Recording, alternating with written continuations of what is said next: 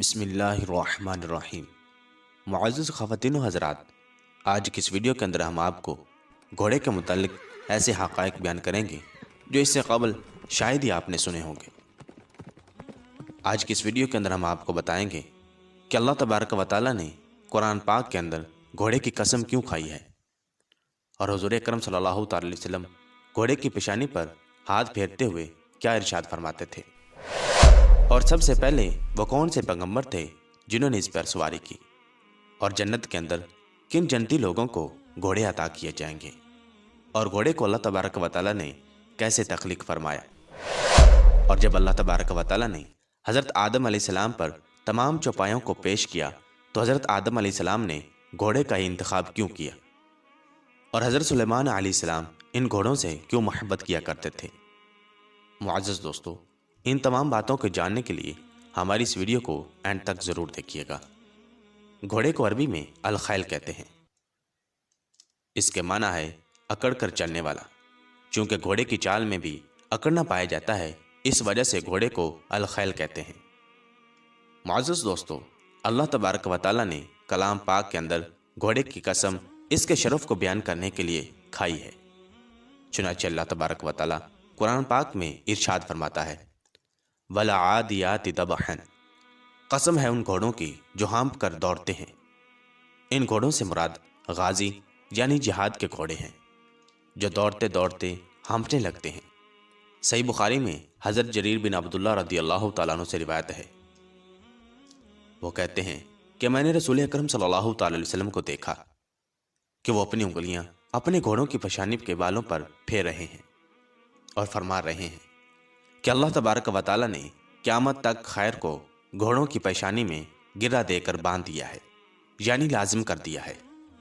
اس حدیث شریف میں پیشانی سے مراد وہ بال ہیں جو پیشانی پر لٹکے رہتے ہیں، اور صحیح مسلم شریف میں حضرت ابو ہریرہ رضی اللہ تعالیٰ عنہ سے روایت ہے کہ رسول اکرم صلی اللہ تعالی علیہ وسلم قبرستان میں تشریف لے گئے، اور آپ صلی اللہ تعالی علیہ وسلم نے فاتحہ خوانی کے بعد یوں ارشاد فرمایا کہ مجھ کو یہ اشتیاق ہے کہ ہم اپنے بھائیوں کو دیکھیں۔ صحابہ کرام علی رضوان نے عرض کیا، یا رسول اللہ صلی اللہ تعالی علیہ وسلم، کیا ہم آپ صلی اللہ تعالی علیہ وسلم کے بھائی نہیں ہیں؟ آپ صلی اللہ تعالی علیہ وسلم نے ارشاد فرمایا کہ تم لوگ تو میرے اصحاب ہو، میرے بھائی وہ لوگ ہیں جو ابھی تک نہیں آئے۔ صحابہ کرام علی رضوان نے پوچھا کہ یا رسول اللہ صلی اللہ تعالی علیہ وسلم، جو لوگ ابھی تک دنیا میں نہیں آئے ان کو آپ کیسے پہچان لیں گے کہ یہ میرے امتی ہیں؟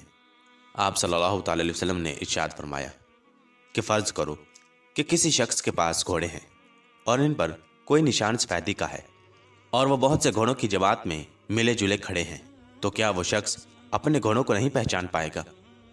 صحابہ کرام علی رضوان نے عرض کیا، یا رسول اللہ صلی اللہ تعالی علیہ وسلم، ضرور پہچان لے گا۔ پھر آپ صلی اللہ تعالی علیہ وسلم نے فرمایا کہ قیامت کے دن میری امت کے لوگ اسی طرح آئیں گے کہ ان کی پیشانیاں وضو اور سجدہ کے اثر سے جگمگاتی ہوئی ہوں گی، اور میں حوض کوثر پر ان کا پیش رو ہوں گا۔ اور بہقی شریف کی روایت میں ہے کہ حضور اکرم صلی اللہ تعالی علیہ وسلم نے ارشاد فرمایا، میری امت قیامت کے دن اس حالت میں آئے گی کہ ان کے اعضائے سجود سفید ہوں گے اور اعضائے وضو چمکتے ہوئے ہوں گے۔ یہ حالت اس امت کے علاوہ اور کسی امت کی نہیں ہوگی۔ معزز دوستو، آئیے اب بات کرتے ہیں کہ اللہ تبارک و تعالیٰ نے گھوڑے کو کس طرح تخلیق فرمایا، اور جب اللہ تبارک و تعالیٰ نے تمام چوپایوں کو حضرت آدم علیہ السلام پر پیش کیا تو حضرت آدم علیہ السلام نے صرف گھوڑے کا انتخاب کیوں کیا؟ علامہ دمیری رحمۃ اللہ تعالی علیہ ارشاد فرماتے ہیں کہ میں نے حاکم ابو عبداللہ کی تاریخ نشاپور میں ابو جعفر حسن بن محمد بن جعفر کے حالات میں لکھا ہوا دیکھا ہے کہ انہوں نے حضرت علی رضی اللہ تعالیٰ عنہ سے روایت کی ہے کہ رسول اکرم صلی اللہ تعالی علیہ وسلم نے ارشاد فرمایا کہ جب اللہ سبحانہ و تعالیٰ نے گھوڑے کو پیدا کرنے کا ارادہ فرمایا تو باد جنوبی سے کہا کہ میں تجھ سے ایسی مخلوق پیدا کرنے والا ہوں جو میرے دوستوں کے لیے عزت اور دشمنوں کے لیے ذلت کا ذریعہ بنے، اور جو میرے فرما بردار بندے ہیں ان کے لیے زیب و زینت ہو۔ تو ہوا نے جواب دیا کہ اے میرے رب، آپ شوق سے ایسا جانور پیدا کریں۔ چنانچہ اللہ تبارک و تعالیٰ نے ہوا میں سے ایک مٹھی لی اور اس سے گھوڑا پیدا کر دیا۔ चुनाचे अल्लाह तबारक व तआला ने घोड़े से फरमाया कि मैंने तुझको अरबी नस्ल पैदा किया और खैर को तेरी पेशानी के बालों में गिरा देकर बांध दिया। तेरी पुश्त पर अमवाले गनीमत लाद कर एक जगह से दूसरी जगह ले जाए जाएंगे। तेरी फराखी रिज़्क़ का खुद मैं कफील हूँगा और रिज़्क़ पर चलने वाले दूसरे जानवरों के मुकाबले में तेरी मदद करूँगा। तेरे मालिक को तेरी ज़रूरत अपनी हाजत रवाई और दुश्मनों से लड़ाई के लिए हुआ करेगी और मैं अनकरीब तेरी पुश्त पर ऐसे लोगों को सवार करूँगा जो मेरी तस्बीह व तहलील और तकबीर व तहमीद किया करेंगे। फिर आप सल्लल्लाहु अलैहि वसल्लम ने इरशाद फरमाया कि जो बंदा अल्लाह तबारक व तआला की तहलील, तकबीर और तहमीद करता है तो फरिश्ता इनको सुनकर इन्हीं अल्फाज में इसका जवाब देता है। आप सल्लल्लाहु अलैहि वसल्लम ने यह भी इरशाद फरमाया कि जब फरिश्तों को मालूम हुआ कि अल्लाह तबारक व तआला ने घोड़ा पैदा किया है तो उन्होंने जनाब बारी ताला में अर्ज़ किया कि ऐ हमारे रब, हम तेरे फरिश्ते तेरी हम्दो सना करते रहते हैं, हमारे लिए भी आपका कुछ इनाम है। फरिश्तों की ये अर्ज़दाश्त सुनकर अल्लाह तबारक व तआला ने इनके लिए ऐसे घोड़े पैदा कर दिए जिनकी गर्दनें बख्ती ऊँटों की गर्दनों के मुशाबे थीं। इनके ज़रिए से अल्लाह तबारक व तआला अपने पैगम्बरों में से जिसकी चाहेगा मदद करेगा। आप सल्लल्लाहु अलैहि वसल्लम ने इरशाद फरमाया कि जब घोड़े के कदम ज़मीन पर जम गए तो अल्लाह तबारक व तआला ने इससे फरमाया कि मैं तेरी हिनहिनाहट से मुशरिकों को जलील करूँगा और इनके कानों को इससे भर दूँगा और इससे इनके दिलों को मरऊब करके इनकी गर्दनों को पस्त कर दूँगा। आप सल्लल्लाहु अलैहि वसल्लम ने इरशाद फरमाया कि जब अल्लाह तबारक व तआला ने अपने तमाम चौपायों की मखलूक को हज़रत आदम अलैहिस्सलाम के रूबरू पेश करने का हुक्म फरमाया तो इनसे कहा कि मेरी इस मखलूक में जिसको चाहो पसंद कर लो। चुनाचे हज़रत आदम अलैहिस्सलाम ने घोड़े को पसंद किया। इस पर अल्लाह तबारक व तआला ने यूँ इरशाद फरमाया, ऐ आदम अलैहिस्सलाम, तूने अपने और अपनी औलाद के लिए अबदन ला आबाद तक इज़्ज़त को इख्तियार किया। जब तक वो ज़िंदा रहेंगे इज़्ज़त भी हमेशा रहेगी।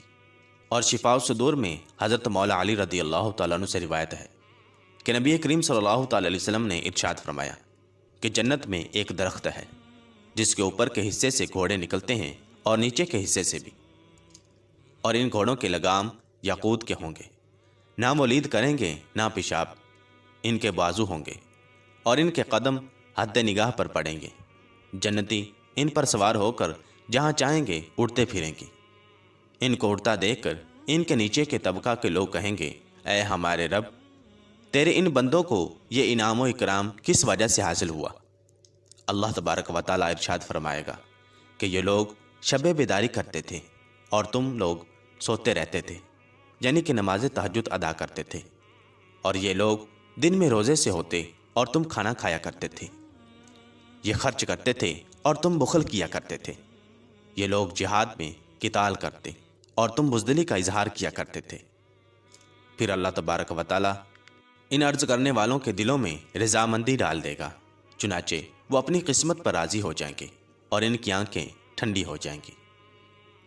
मुअज़्ज़ज़ ख़वातीन व हज़रात, आइए अब बात करते हैं कि सबसे पहले वो कौन से पैगंबर थे जिन्होंने घोड़े पर सवारी की। मुअज़्ज़ज़ दोस्तों, जो शख्स सबसे पहले घोड़े पर सवार हुए वो हज़रत इस्माईल अलैहिस्सलाम हैं। इसी वजह से घोड़े को अराब कहते हैं। इससे पहले वो दूसरे जानवरों की तरह वहशी था।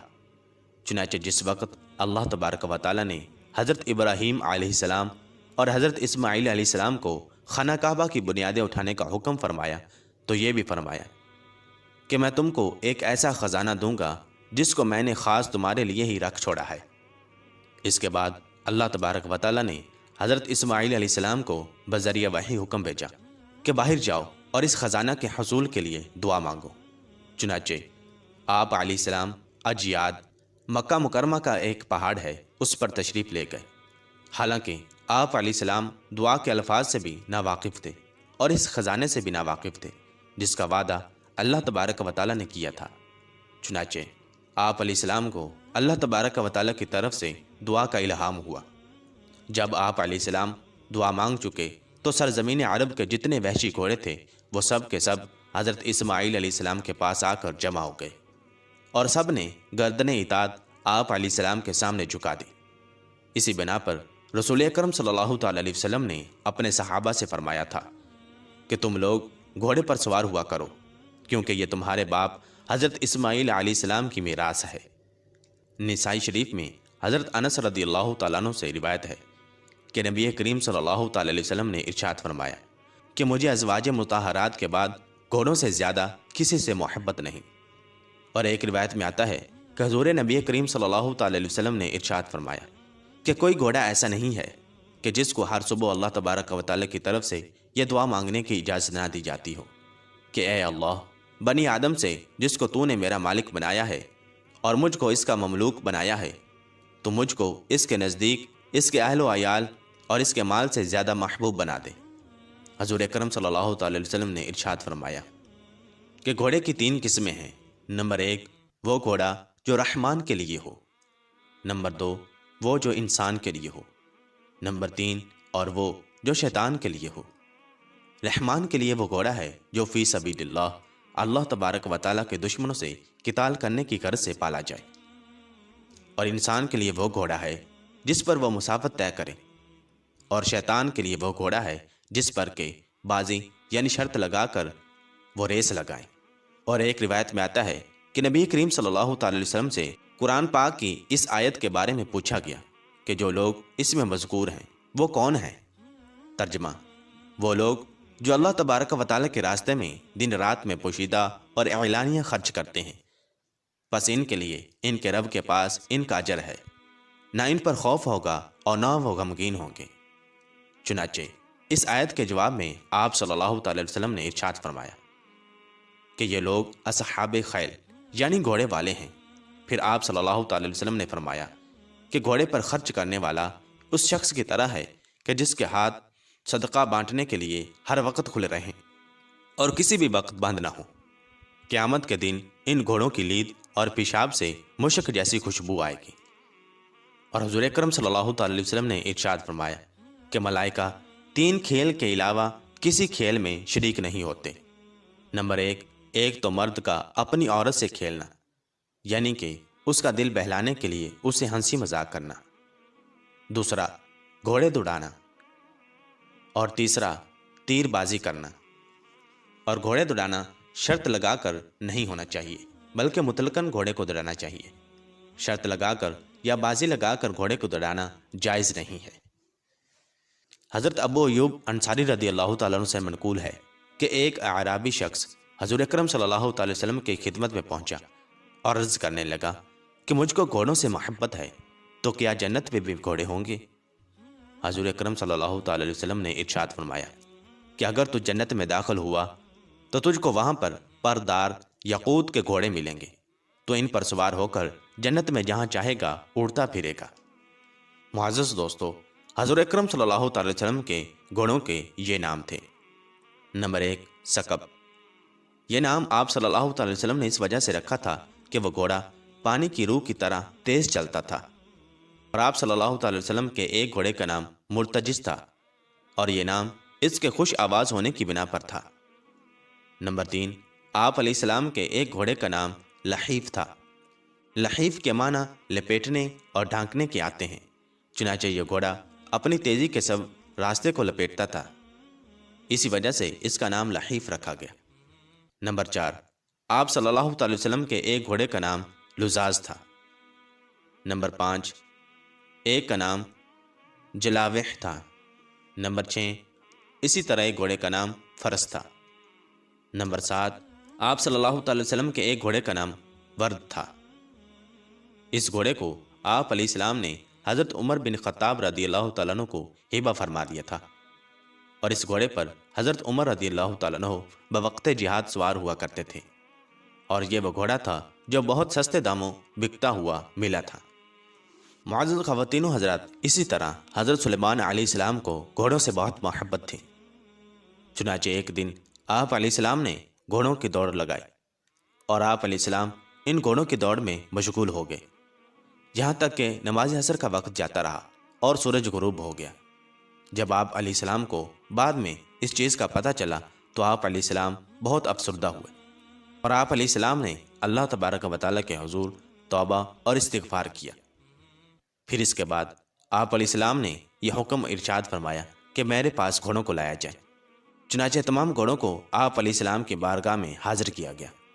آپ علیہ السلام نے ان کی پشت پر ہاتھ پھیرتے ہوئے ان کو ہمیشہ ہمیشہ کے لیے اللہ تبارک و تعالیٰ کی رضا کے لیے آزاد کر دیا۔ چنانچہ آپ علیہ السلام کے اس عمل سے خوش ہو کر اللہ تبارک و تعالیٰ نے ہوا کو آپ علیہ السلام کے تابع کر دیا۔ پھر آپ علیہ السلام اپنے تخت پر سوار ہو کر ہوا میں سیر کیا کرتے تھے، اور جہاں پر آپ علیہ السلام نے جانا ہوا کرتا تھا وہ ہوا بہت تیزی کے ساتھ آپ علیہ السلام کو وہاں پر پہنچا دیا کرتی تھی۔